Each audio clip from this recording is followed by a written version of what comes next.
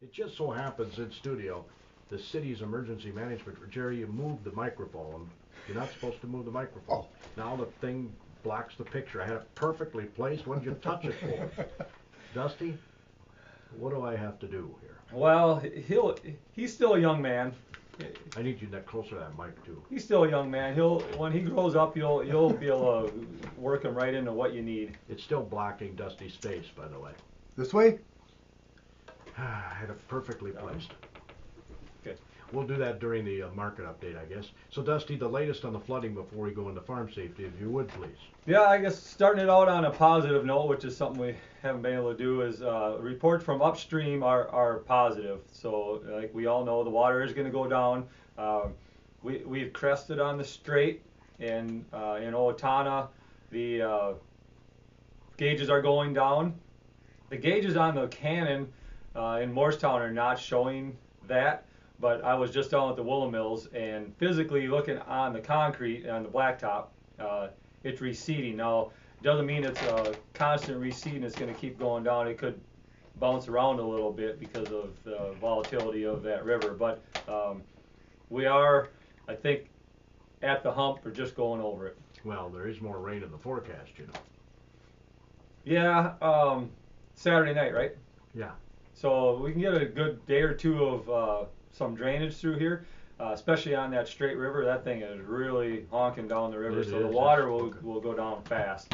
And if we can get a little bit of a buffer, you know, we can always store a little water. But yeah, we don't want any more, not only for the rivers, but the fields. The rivers are going to recover quicker. The fields, not so much. No.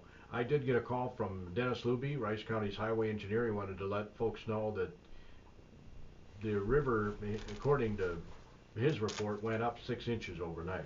Correct. And the County Road 98 closed, Straight River Bridge there. County Road 99, Lake Cicada, is closed as well. So he wanted to get the word out on that. I think the only roads we have in town in Faribault that are closed is 2nd Avenue, and that's not because of the stability of the bridges. I think that's an assumption. It's more the water pushing back up through the storm drains and flooding the road. Tim Murray is watching the bridges, and we will not go on them if he doesn't think that they're safe. But right now it's closed because of the water on the road, not the bridges being unstable. So there is water on the road now? Yeah, down by the Faribault Foods office building, the old I don't know store. if you noticed, you came downtown just after I got done with a volleyball match, and I went over there to take pictures of the barricades and the road closure, and you were coming by just as I was getting into my car leaving. Oh. Last night. So there was no water on the road then. And I thought it was wise to close the bridge in that area before the water hit. You know what I'm saying? Yeah, it's one of those, obviously 2nd Avenue is a main thoroughfare, and closing it can be a hindrance, but safety is top priority, and you know, I'm happy to report at this point we haven't had, that we know of at the fire department, any storm or this disaster event related injuries that we've responded to. So I'm going to say something here that might be unbelievable when I say it, but Jerry Groskreutz in less than a minute is going to have to tell us about the farm field situation, because you're my farm field expert. It's wet. 2 words. Wow. No, I mean about getting into the field. Yeah. You see any problems there? Oh yes. Over Waseca area where they got so much more rain, 10 days, maybe 2 weeks if it gets to be nice. Some of the others didn't get quite as much rain. We're hoping maybe a week or less, 10 days, depending on warm sunshine. He actually did that in 30 seconds. See, I'm trainable. Our earlier comment, you can get them trained in. Yeah, we'll get that camera adjusted too here during the break so that you can see Dusty's face. NorthlandBuildings.com or Ag Power Enterprises, your John Deere dealer, have locations in Owatonna, Hollandale, Belle Plaine. They're also in Osage and Northwood, Iowa. The microphones are situated appropriately, and Jerry Groskreutz is with us. He's KDHL's farm director. Dusty Dients is the City of Faribault's emergency management director. Yesterday, an emergency city council meeting was held where a declaration was made stating, well, it's an emergency. Yes. Because of flooding. And that means, in addition to you being able to get all those trucks to bring in that dirt put up a temporary dike, it means that we can ask for assistance, right? That's why the declaration is made. Yeah, it's a twofold at least. It is so we can bypass the bidding process to have someone come in, because you don't have time to do Right. that. And then it is down the road, so the Rice County and I believe the city of Northfield also declared. Yes, it did. And you have to do that for the to go through the steps of getting reimbursement through disaster aid from the state and or the federal government. Yeah. Now, people like Jerry and I might not be eligible to get assistance, but the county and city governments are. Yes, and it's to help out in one way or another. It does come back to us because it's for the protection of, say, the wastewater treatment plant, which granted is the cities, but we all need that, and without that it messes up our life. So I don't know where you can see I'm going with this.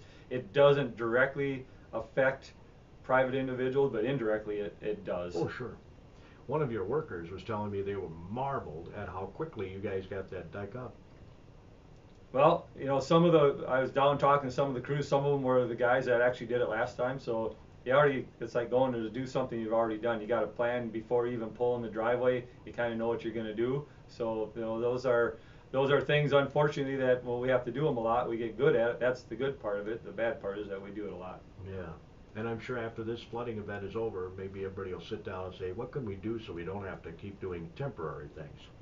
I hope so, but there are rules and regs that are out of our hands that we have to follow, and that's why we are talking about this. But Do you have any flooding questions, Jerry, before we turn to farm safety? The temporary dike is still holding then, right? Oh, yeah. yes, the river did go high enough to, it is touching on that dike, so without that we would be, I may not be here, we may have a lot bigger mess on our Right. hands. So good call was made, and wheels were turning fast, and it's a good thing. And again, you know, we don't want to say we know what we're doing, but we know what we're doing, and we wouldn't have done it if we didn't think we needed to. Yeah, because you've gone through this before. Yes.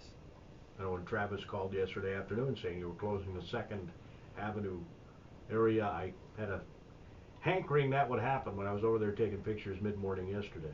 Yeah, you know, we don't change things a lot. The same areas are flood prone. That's the world over.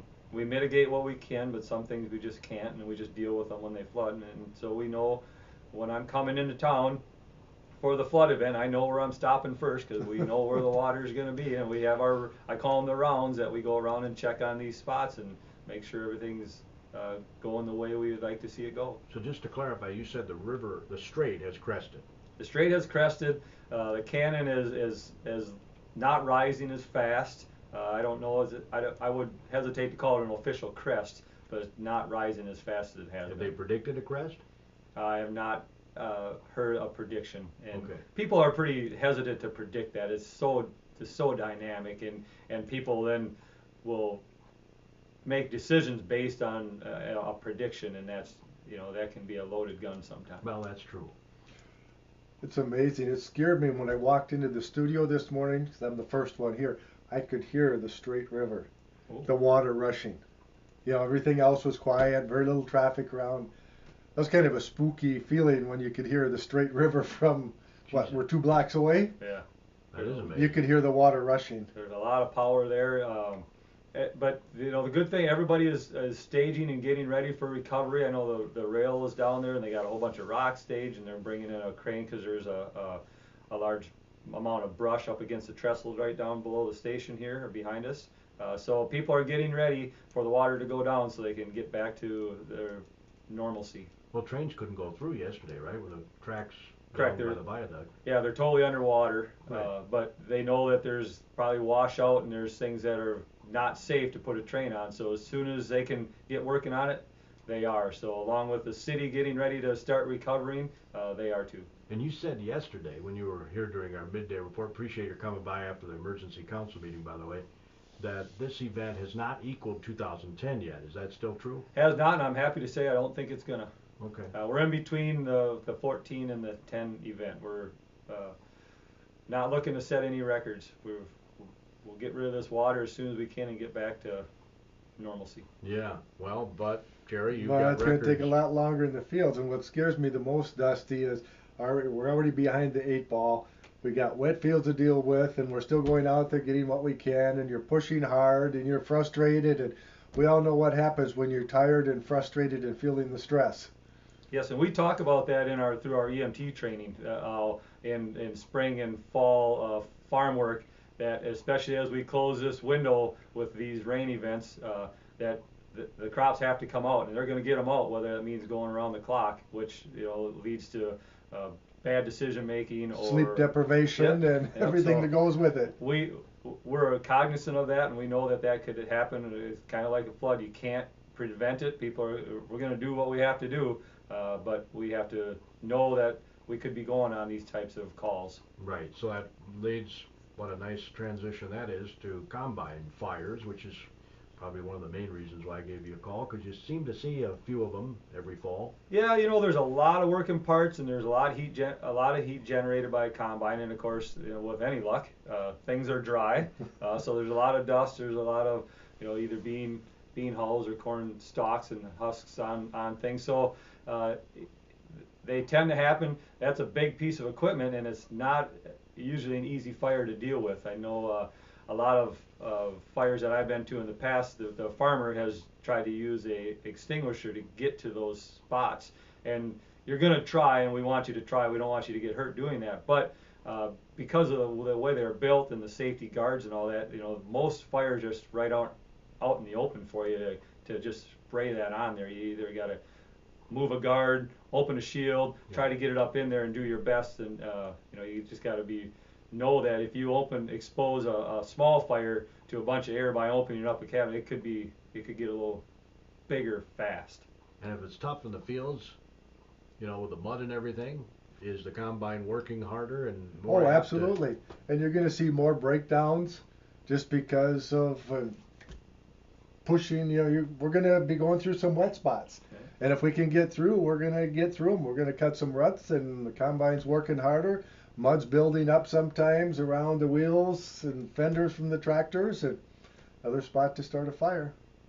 Frustrations with that will build up, and again, it goes back to you can't keep the fire from happening. That may or may not happen, but the frustration and then the decision making when you get frustrated is a big thing for us. Just remember, take a deep breath. You might get frustrated, but take a deep breath. Don't do anything too crazy, because that injury that you may sustain by trying to save a minute is going to set you back a lot further than. So the first thing I should do is call 911.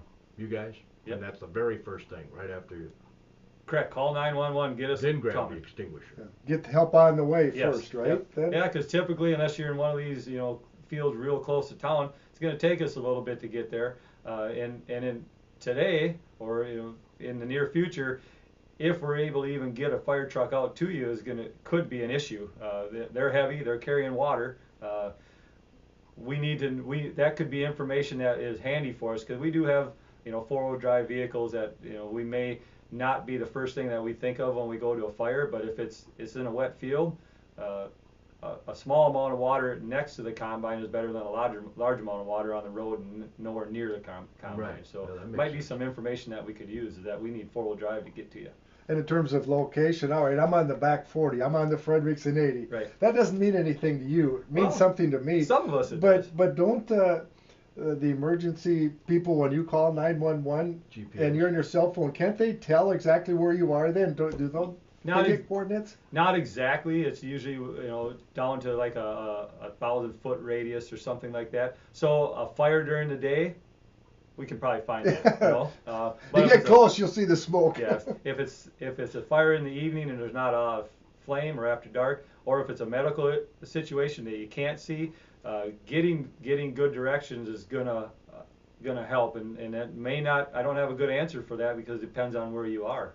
If you can get to a road, an intersection, somewhere along where we can see you, or send somebody to wave us down, that's very important.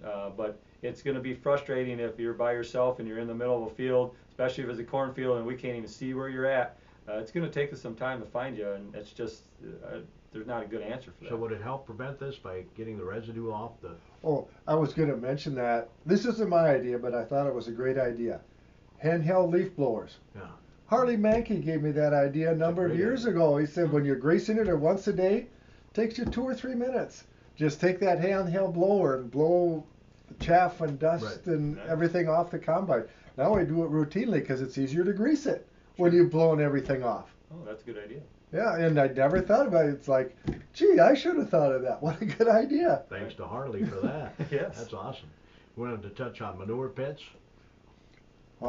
I just got an email from Dave Price, their executive director of the Minnesota pork producers, because pork producers typically pump their pits in the fall. This is the fall, and if harvest gets delayed, pits are getting full. Now, what are we going to do? And they were working with feedlot officers on some backup plans, seeing what they could do to work out things on a case-by-case basis. But that's a whole other issue then. But it's a big hazard. It is, and I spoke with Pat DeGroot yesterday, one of our firefighters, to get a little insight on some of this stuff, and he brought that up, and not only the the methane for the human beings, but for the animals, and also this year apparently there's a fairly bigger problem with silo gas because of the moisture and non-moisture in the corn. So we do try to keep up with those things. We let the responders know that if you get a report of someone down near the silo or near a bag, that just don't go running in there, because you might be the next one that goes down. It's just things that a lot of us don't think about, that you could be overtaken by the silo gas, the manure pit, under the slate pits in hog barns. As much as we would want to run in there and help somebody, we're no help if we pass out ourselves. Right. It isn't as big an issue nowadays because upright silos, not as many of those are being used anymore. Right. Versus the bunker silos or even the plastic bags that we store on the ground, they're still a lot more open. I would think it wouldn't be as big an issue or concern as it was. Yeah, and that could be, but that's another reason to mention it, because if it's not out in the forefront, that can sneak up and bite you. So. But if you do have upright silos, if I had to go up in one after filling, before I left, I'd open the doors, the top door or two as it settled, and then hopefully you have the blower up there yet, so you can blow fresh air in for a while first, and make sure somebody knows you're going up. But as I've seen it, nitrous oxide or dioxide, a yellow gas coming down the chute to the silo and then filtering out. So when you go up there, I got a question for you. When you go up on your bins or your silo, do you have your fall protection on? Fall what protection? Yes. So just a little plug there. We want to get we want to get that. Put your fall protection. Put your vest on. Clip in. You don't want to be falling. 10 feet is considered in the EMT world a deadly fall, and we know that people survive higher than that and don't survive lower than that, but 10 foot is a round number. If we get a call that someone fell from 10 feet or more, that changes things for us. We consider that a deadly fall. Now, you can get those apparatuses fairly easily from farm stores. Yeah, I Just got a to harness believe I'll on have a to belt, check right? on that. It's a clip harness on a belt. It can be a full body harness. There's a few different types of fall protection there is, but just being tied off to something is big, especially going in on a bin, like a crusted bin, especially, because if you break through that crust, that's when things go bad. Yeah. Even the older silos, I used to climb a 55-footer, so it was just like a 10-foot ladder, metal ladder, all the way up 55 feet. Well, then the newer silos, from about 30 feet up, they'd have a cage around you. Sure. So you're climbing 75 feet. Well, back in the day, I was younger. I could just scoot right up, but you could, if you're tired, stop and relax, lean back against it. But it was always spooky when you were climbing up 55 feet and there was nothing around you. You slipped, whereas if you had, isn't it like an apparatus where you have two hooks, so you can hook one and then you unhook the other one, you climb up, so you always have one hook on the ladder? That's the principle behind them. And if you don't have that, you want to remember the 3 points of contact. It's just like on a 4-foot step ladder or a 100-foot silo.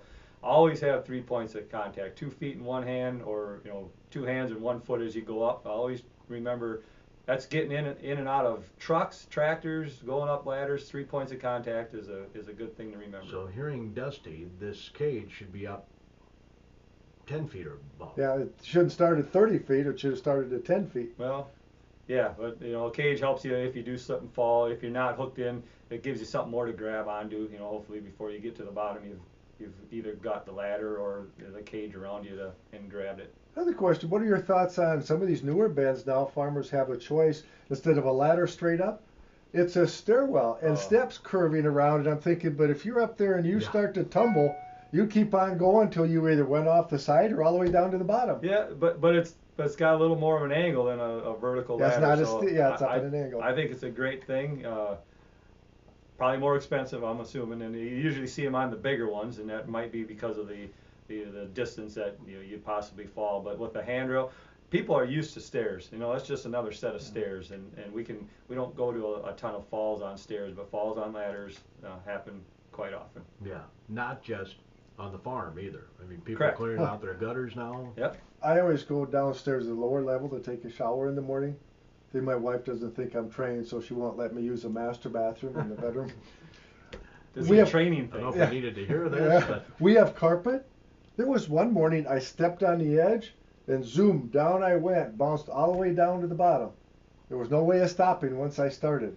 My foot slipped off the edge of the carpet and I wasn't back on the step and zip, and I slid all the way down. Yeah, that's the beauty of those stairs on bins also. They have a really rough tread that you step on, because, I mean, are you always cleaning off your boots before you go up that bin ladder? You got mud on your boots this year, snow, ice, slippery, so, another plug for those stairs. But, the bins that are out there, I don't see a lot of retrofitting of stairs on those bins, so just be careful going up that ladder. 3 points of contact. you have some other safety issues you Well, I want to just bring up wanted to here, go Jim? back and mention the pits again. If anything goes wrong, you don't go in there without full apparatus, right? Correct. I mean, you might drop a wrench in, you might do something, because usually they have little access doors. That's not worth a wrench, no. Right. What you're saying when we go in there? No, if Or a the farmer or Yeah. drops something or If at very, very minimally, it should be a rope tied onto you, even if it isn't to totally stop you from falling, which is you want to have that. But I even hesitate to say this, but when we get to a bin, and if you're buried and you have a rope on you, we can go right to you. We can follow that rope. No. It's tied to you. You hate to even think of having to go to that point, but we do talk about that. But the rope should be to stop you from falling. But if nothing else, it's a line that we can get right to you. That goes for trench rescue or any of these things. Sometimes finding the person is the hard part, and you're losing precious time Oh, gosh. doing that. well, and then bin rescues. Back in the day, again, the bins were smaller, the unload augers were smaller.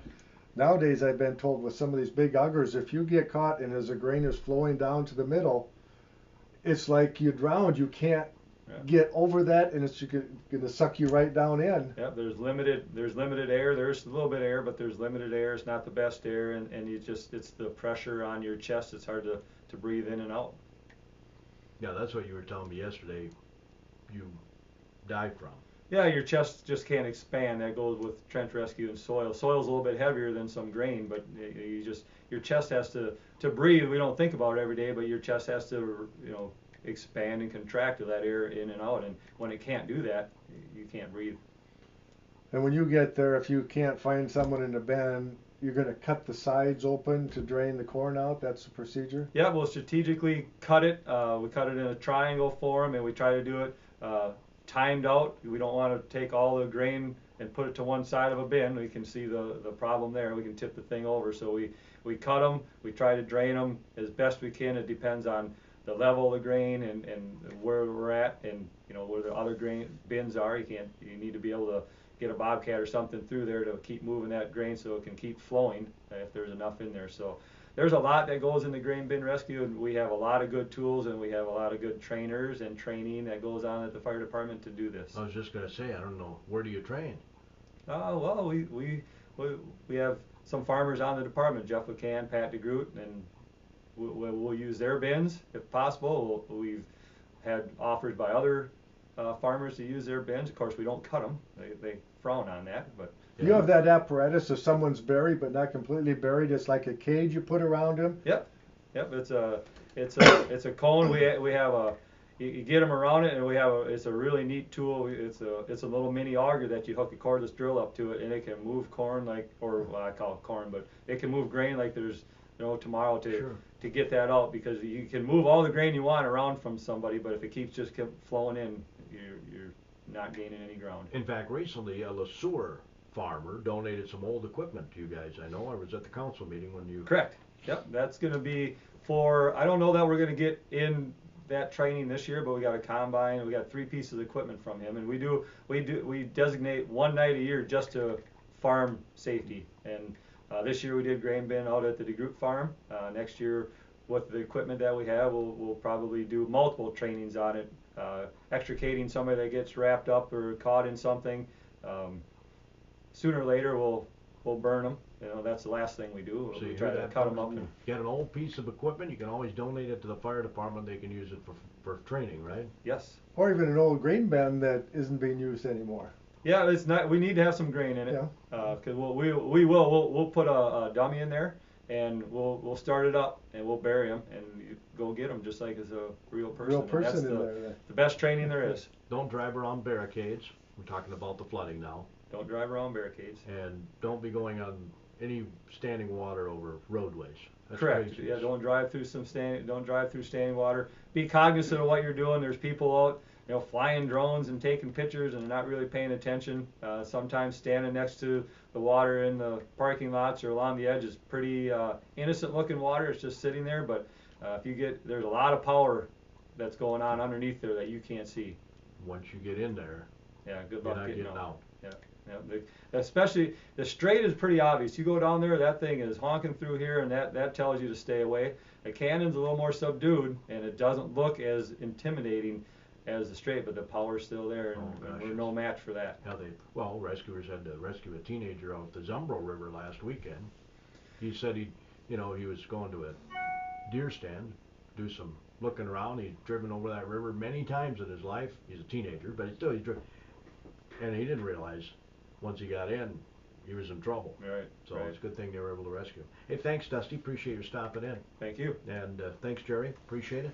That concludes today's edition of AM Minnesota. You had something else, No, Jerry? no. Oh, okay. He had a look on his face like he wanted to say something. Me? You're the KHL.